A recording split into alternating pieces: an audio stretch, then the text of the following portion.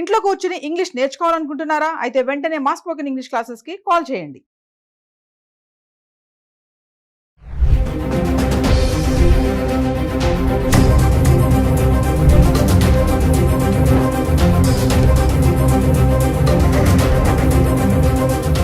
Hello viewers, welcome back to Suman TV. ప్రస్తుతం మనతో పాటు ఉన్నారు 20 years నుంచి అమెరికాలో ఉంటున్నటువంటి MNC ఎగ్జిక్యూటివ్ వీరభద్ర సార్ గారు. సార్తో మాట్లాడండి.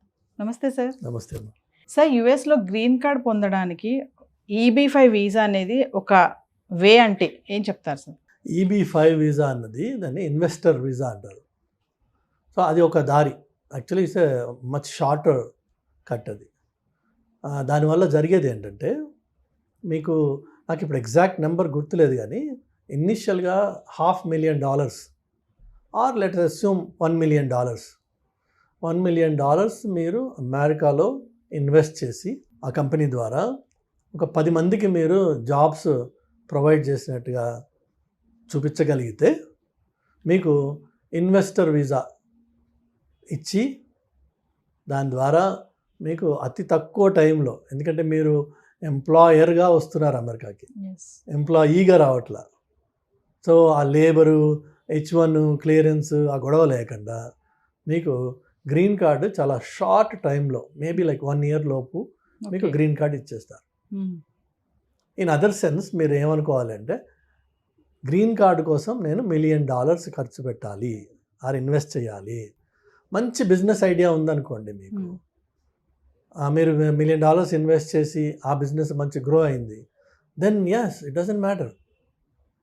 ఇండియాలో మంచి కార్పొరేట్ హౌసెస్ నుంచి వచ్చేవాళ్ళు అది they can take it as an option. China నుంచి చాలామంది ఇది చేశారు and they reap the benefits out of it. కానీ రిక్వైర్మెంట్ ఏంటంటే, మీరు ఒక ఎస్టాబ్లిష్మెంట్, ఒక కంపెనీ ఇక్కడ ఫామ్ చేసి 10 మందికి జాబ్స్ ఇచ్చి చూపిస్తున్నట్టయితే డాక్యుమెంటేషన్, దాని ద్వారా మీకు ఇన్వెస్టర్స్ వీసా వస్తుంది. ఎంప్లాయ్మెంట్ బేస్డ్, ఎంప్లాయ్మెంట్ క్రియేటర్గా మీకు ఆ వీసా వస్తుంది.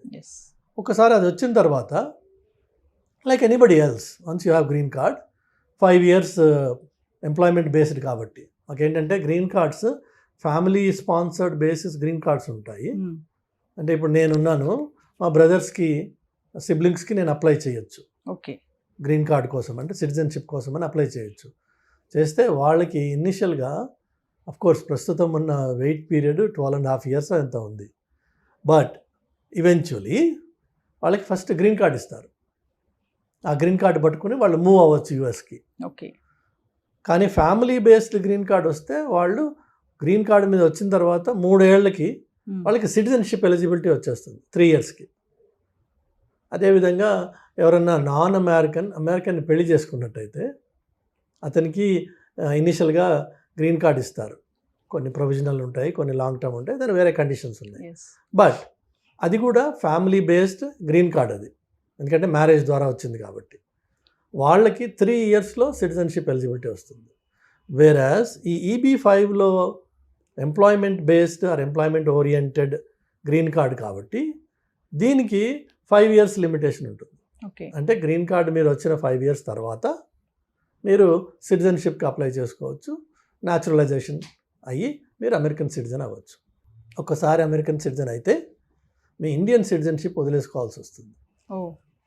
మీకు at the same time 2 citizenships, dual citizenship is not allowed. In fact మీరు ఏ రోజునైతే మీరు అమెరికన్ సిటిజన్ అయ్యి ఓత్ తీసుకుంటారో, that means now you are taking the oath or allegiance to the United State flag or United State constitution. అంటే ఆ తర్వాత జై భారత్ మాత అనేది పక్కన పెట్టాలి.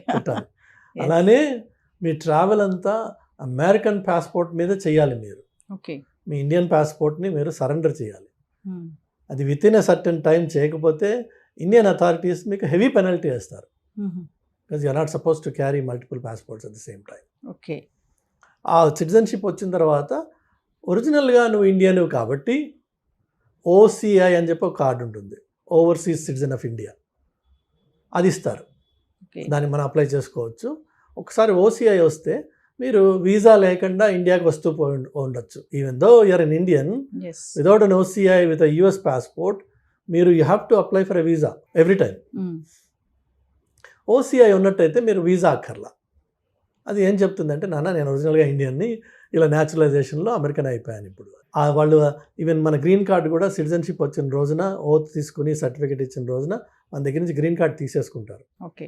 తీసేసుకుని నీ సిటిజన్షిప్ అప్లికేషన్ ఈ సర్టిఫికేట్ బేస్డ్గా నువ్వు ఇమ్మీడియట్గా పాస్పోర్ట్ అప్లై చేసుకో.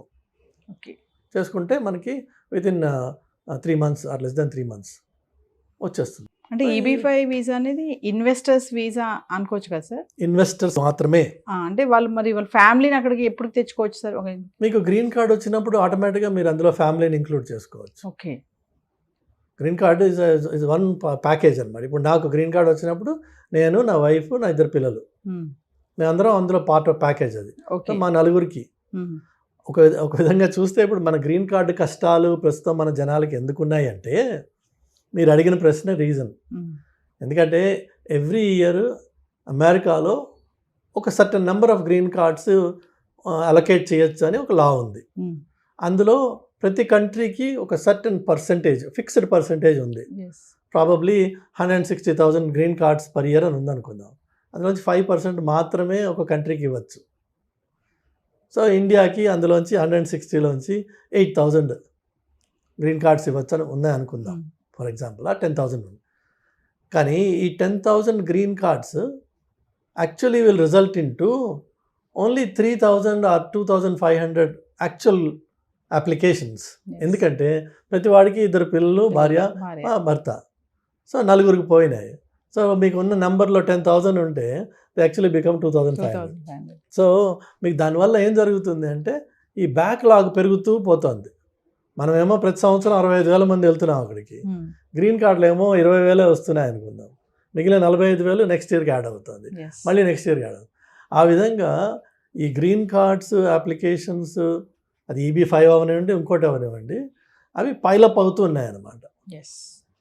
బట్ ఏంటంటే EB5కి సెపరేట్ కేటగిరీ ఉంది కాబట్టి వాళ్ళకి ఇమ్మీడియట్గా గ్రీన్ కార్డు ఇష్యూ అవుతుంది. సో EB5 వీసా ఉన్న వాళ్ళకి గ్రీన్ కార్డ్ అనేది త్వరగా వచ్చే ఛాన్సెస్ ఉన్నాయి. EB5 వీసా తోటి $1 million ఇన్వెస్ట్, వైట్ మనీ. ఇది కూడా మీరు అన్నీ కొంచెం డీటెయిల్గా చెప్పాలి మీ ఆడియన్స్కి. ఏంటంటే నా దగ్గర 100 కోట్లు ఉన్నాయి కానీ అది అంతా నల్లధనం అనుకుంటే అది ఎందుకు పనికిరాదు. వైట్ మనీగా మీ దగ్గర $1 million ఉన్నాయి, దాన్ని నా దగ్గర ఒక మంచి బిజినెస్ ఐడియా ఉంది, నేను ఇక్కడ ఇన్వెస్ట్ చేస్తాను అని చెప్పి వచ్చిన వాళ్ళకి ఇది ఒక చక్కటి రౌట్. ఇది అలా కాదు, నా దగ్గర $1 million ఉన్నాయి, నేను I'm willing to throw it or invest, ఎందుకంటే మా ఫ్యామిలీలో 4 మెంబర్స్కి గ్రీన్ కార్డ్ వచ్చేస్తుంది కాబట్టి $1 million నేను దీనికి ఇన్వెస్ట్ చేస్తాను అని అనుకుంటే వాళ్ళు కూడా వాళ్ళు అఫీషియల్ అయిన ప్రాపర్ వేలో వాళ్ళ ఫండ్స్ని మూవ్ చేసి చూపించుకోగలిగితే వాళ్ళు సంపాదించవచ్చు. EB5 రౌట్గా గ్రీన్ కార్డ్ సంపాదించవచ్చు. సో అదొక రౌట్ ఉంది, ప్రొవైడెడ్ మీ దగ్గర $1 million డిస్పోజబుల్ ఇన్కమ్ ఉంటే. Disposable is the keyword there.